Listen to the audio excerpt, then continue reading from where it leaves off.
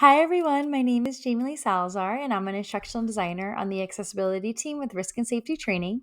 Today I'll be sharing with you some tips on making Storyline accessible for inclusive learning.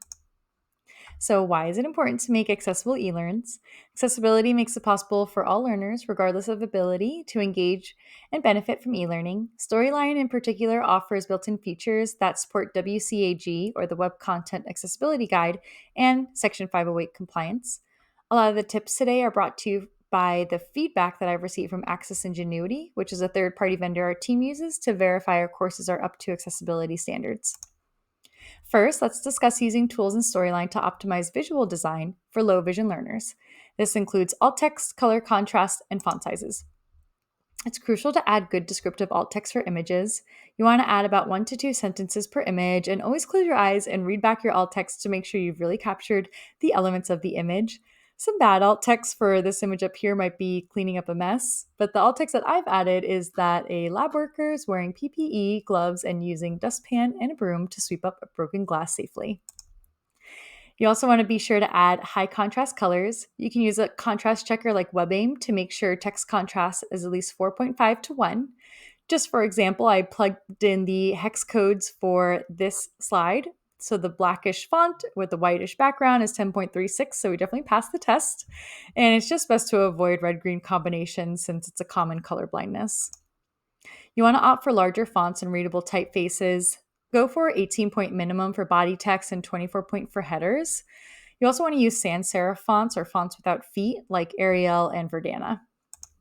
Now let's talk about using tools in Storyline to optimize visual elements to enhance navigation and usability for low vision learners. It's important to organize keyboard navigation or the focus order. When using a screen reader like NVDA, users will use the tab key to read content in a logical order from top to bottom and left to right. And you want to make sure you mark images as decorative if they don't contribute to content in a meaningful way. You also want to format everything correctly, like headers, list, body text, things like that, because the screen reader will pick up those formatting. Another tip is to use keyboard accessible click-based interactions. You want to avoid relying strictly on hover effects unless there are specific instructions on where to navigate. So people with screen readers might not see hover-based interactions well, and in this example, I've added a voiceover, closed captions, and notes that say where to select the lesson to begin. I've gotten feedback from AI on making sure overflow text is accessible to all users. And the best way to format that for accessibility is to add scroll bars, but just vertically, and make sure to avoid the horizontal ones. And I ensure this by auto-fitting text boxes to a fixed size. So let's move on to hearing accessibility tips for learners who need it. First, you want to add closed captions to all narration videos. In this example, you can see closed captions on the player with the instructions as well as within the video.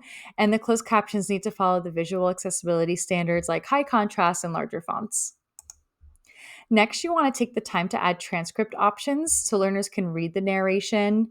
It should be in your video already, but just make sure you have audio descriptions for content, images, and graphics that are necessary for the learner to comprehend to meet the course objectives. Third, you want to use visual cues for audio-based content. So if a sound effects or voice prompts are critical, add a visual indicator like icons and animations.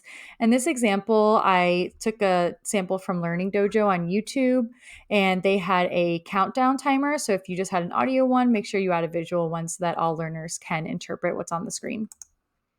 The fourth way to enhance interactivity for deaf learners specifically is by avoiding audio only instructions.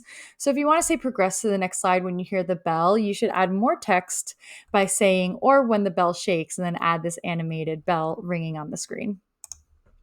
My last tip is to consider using ASL, American Sign Language, video integration. By embedding a sign language video for complex instructions, it could be really beneficial for deaf students. Currently, the Student Disability Resource Center at UCR offers ASL resources via Zoom, so you can reach out to them and see if their office can work with you if you have ASL needs in your online course. For those curious, this action means show me in American Sign Language, which I thought was very appropriate for today's microlearn.